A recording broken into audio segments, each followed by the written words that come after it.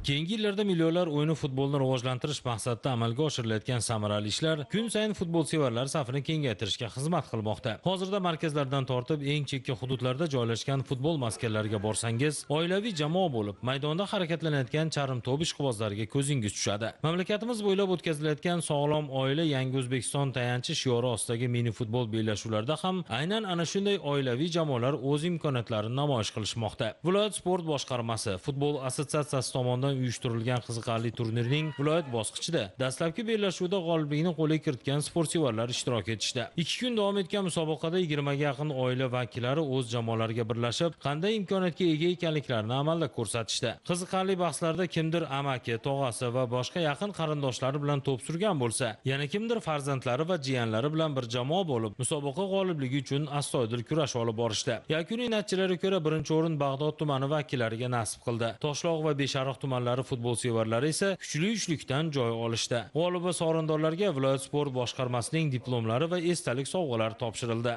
Endi g'olib jamoa mazkur bellashuvning respublika bosqichida qatnashib, Farg'ona sharafini himoya qiladi.